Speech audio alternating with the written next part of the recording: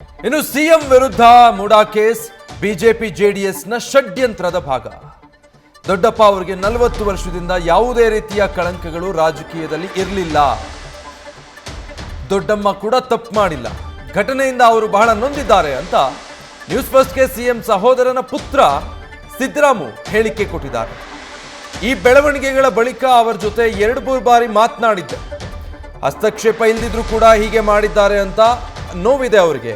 ಈ ಆರೋಪದಿಂದ ದೊಡ್ಡಮ್ಮ ಮುಕ್ತರಾಗ್ತಾರೆ.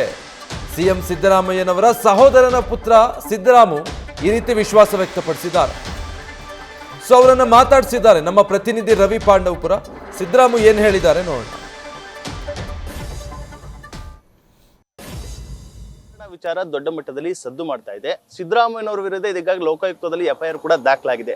ಇನ್ನು ಸಿಎಂ ರವರ ಪತ್ನಿ ಪಾರ್ವತಿ ಅವರು ಇದೀಗ ಮೂಡಕ್ಕೆ ವಾಪಸ್ ಸೈಟ್ ಅನ್ನ ಕೊಟ್ಟು ಪತ್ರವನ್ನ ಕೂಡ ಬರೆದಿರುವಂತದ್ದು. ಈ ನಿಟ್ಟಿನಲ್ಲಿ ಸಿದ್ದರಾಮಯ್ಯನವರ ಸಹೋದರರ ಪುತ್ರರಾದ ಸಿದ್ದರಾಮಯ್ಯನವರು ನಮ್ಮ ಜೊತೆ ಇದ್ದಾರೆ. ನೇರವಾಗಿ ಅವ್ರನ್ನೇ ಮಾತನಾಡಿಸ್ತೀನಿ.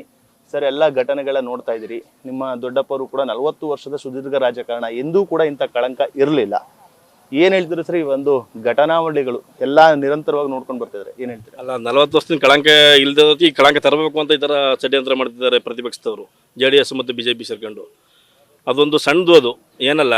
3 ಎಕರೆ 16 ಕುಂಟೆ ಜಮೀನು ತಗೊಂಡಿರೋದನ್ನ ಅವರು ನಮ್ಮ ದೊಡ್ಡಮ್ಮ ಅವರ ತಮ್ಮವರು ಅಣ್ಣವರು ದಾನವಾಗಿ ಕೊಟ್ಟಿದ್ರು ಅವ್ರಿಗೆ. ಅದನ್ನೇ ಆ ಇದನ್ನೇ ಇಟ್ಕೊಂಡು ಇವಾಗ 98ರಲ್ಲಿ 98-99 ಕೊಟ್ಟಿದ್ರು, ಮತ್ತು 14ರಲ್ಲಿ ಇವ್ರಿಗೆ ದಾನವಾಗಿ ಕೊಟ್ಟಿದ್ರು ಅಷ್ಟ ಕುಂಕುಮ ಅಂತೇಳಿ. 21-22ರಲ್ಲಿ ಪರ್ಯಾಯವಾಗಿ 50-50 ಅನ್ನೋ ಪದದಲ್ಲಿ 3 ಎಕರೆ 16 ಕುಂಟೆಗೆ 14 ಸೈಟ್ನ ಪರ್ಯಾಯವಾಗಿ ಕೊಟ್ಟಿದ್ರು. ಅದು ಯಾರಿದ್ರು? BJP ಇದ್ರು ಅವಾಗ 21-22ರಲ್ಲಿ.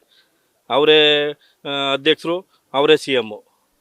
ಮತ್ತು ಈಗ ನಮ್ಮ ದೊಡ್ಡಮ್ಮವ್ರು ಏನಂತ ಇದು ಮಾಡಿದ್ರು, ಇಲ್ಲಿವರೆಗೂ ಅದು ಏನು ಕಾನೂನು ಪ್ರಕಾರ ಏನಿರುತ್ತೆ ಆ ಥರ ಮಾಡ್ಕೊಂಡು ಹೋಗ್ಲಿ ಅಂತ ಇದು ಮಾಡಿದ್ರು. ಮತ್ತು ಇವಾಗ ಅವರು ಕೊನೆಯಲ್ಲಿ ನಮ್ಮ ಸಾಹೇಬ್ರಿಗೆ, ಸಿದ್ದರಾಮಯ್ಯ ಸಾಹೇಬ್ರಿಗೆ ಇದರಿಂದ ಕಳಂಕರಹಿತ 40 ವರ್ಷದಿಂದ ಅವರು ಕಳಂಕರಹಿತವಾಗಿದ್ದಾರೆ, ಕಳಂಕರಹಿತರನ್ನೇ ಆಗಿರಲಿ, ನನ್ನಿಂದ ತೊಂದರೆ ಆಗೋದು ಬೇಡ ಅಂತೇಳಿ ಅಧ್ಯಕ್ಷ ಸೈಟ್ನು ವಾಪಸ್ಸು ಸರ್ಕಾರಕ್ಕೆ ಒಪ್ಪಿಸಿದ್ದಾರೆ.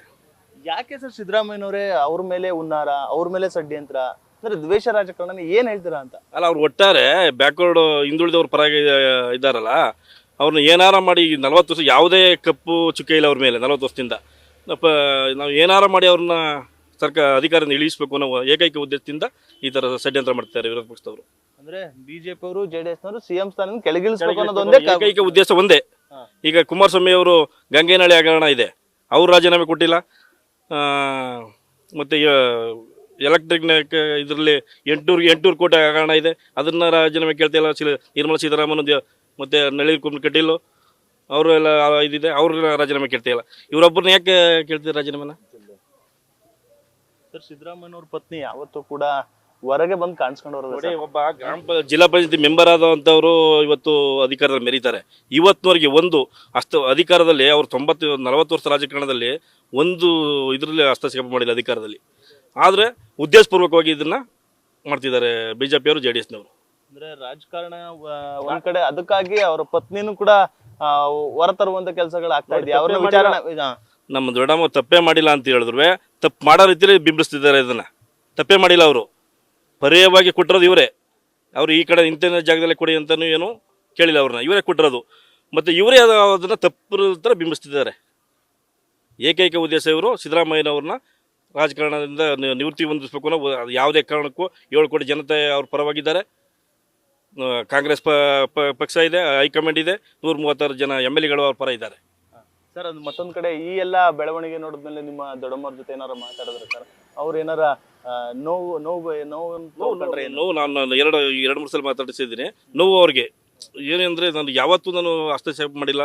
ನನ್ನನ್ನು ಈ ಥರ ನನ್ನಿಂದ ಮುಂದೆ ಇಟ್ಕೊಂಡು ನಮ್ಮ ಇದು ಮಾಡ್ತಾ ಇದ್ದಾರಲ್ಲ ಸಾಹೇಬರು, ನನ್ನ ಉದ್ದೇಶದಿಂದ ಅವ್ರು ನೋವಾಗಿದೆ. ನ್ಯೂಸ್ ಫಸ್ಟ್ ನಿರ್ಭೀತಿಯಿಂದ ನಿಮ್ಮ ಪರವಾಗಿ.